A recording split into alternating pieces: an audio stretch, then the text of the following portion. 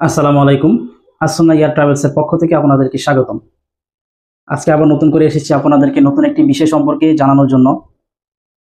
বিগত ভিডিওতে আপনাদেরকে জানিয়েছিলাম রোমানিয়া সরকারিভাবে BOESL এর মাধ্যমে যাওয়া যায়। বেশ কয়েকজন আমাকে পার্সোনালি নক দিয়েছে এবং কমেন্টসে জানিয়েছে যে BOESL এ কীভাবে আবেদন করবে। আজকে আপনাদেরকে দেখাবো কীভাবে BOESL থেকে আপনি রোমানিয়া কিংবা অন্যান্য দেশে যে সার্কুলারগুলো হয় সেগুলোতে আপনি কীভাবে আবেদন করবেন। আবেদনের নিয়মটা আমি অবশ্যই ভিডিও আকারে দেখাবো। প্রথম থেকে শেষ পর্যন্ত দেখুন। ইনশাল্লাহ আশা করি এক থেকে উপকৃত হবেন। আপনি আপনার মোবাইলের মাধ্যমে কিংবা ল্যাপটপেও অথবা কম্পিউটারে যেখানেই যান গুগল ক্রমে চলে যাবেন। গুগল ক্রমে গিয়ে লিখবেন BOESL BOESL BOESL লিখে সার্চ করবেন। এখানে অপশন চলে আসছে BOESL এর ওয়েবসাইট, তার সাথে নোটিশ, সকল বৈদেশিক নিয়োগ প্রক্রিয়া, দক্ষিণ কোরিয়া ভাষা পরীক্ষা। আপনার এখানে যেটা প্রয়োজন সেটা আলাদা লিঙ্ক নিয়ে নিতে পারেন কিংবা সেটাতে ক্লিক করতে পারেন। আমার এখানে প্রয়োজন নোটিশ বোর্ড, আমি নোটিশ বোর্ডে চলে যাচ্ছি।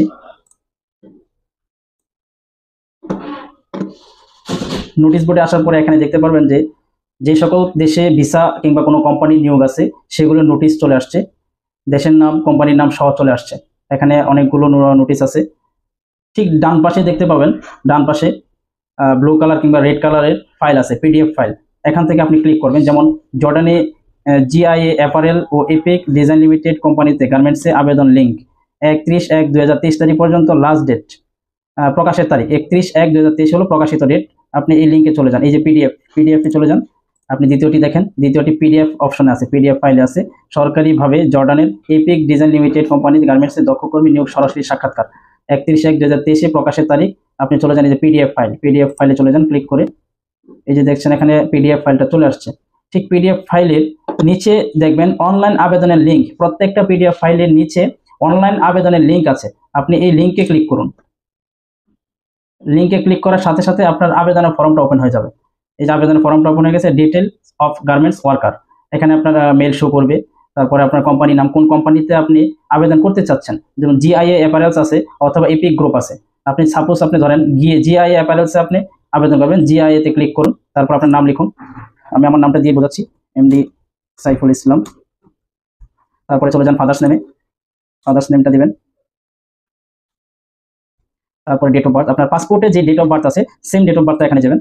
মান্থ, এর মধ্যে মান্থ, আপনার মান্থটা দিয়ে দিবেন। তারপরে ডিডি মানে ডেট, তারপরে আপনার ওয়াই মানে ইয়ার। তারপর চলে যাবেন ফোন নাম্বার। এখানে আপনার যে ফোন নাম্বারটা রানিং আছে সেরকম একটা ফোন নাম্বার দিয়ে দিন। তারপর দ্বিতীয় ফোন নাম্বার অবশ্যই লাগবে, যেহেতু স্টার মার্ক করা, যেগুলো স্টার মার্ক করা আছে সেটা অবশ্যই পূরণ করতে হবে।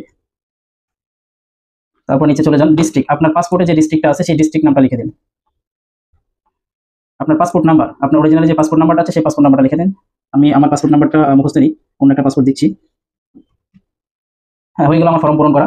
দেখুন সম্পূর্ণ আবার চেক দেন, নাম ভুল আছে কিনা, পাসপোর্ট নাম্বার, বয়স, মোবাইল নাম্বার ঠিক আছে কিনা চেক দিয়ে তারপর এই যে সাবমিট অপশনে আপনি ক্লিক করে দিচ্ছেন। সাবমিট হয়ে গেল, সাবমিট হয়ে গেছে। Your applicant has been submitted successfully.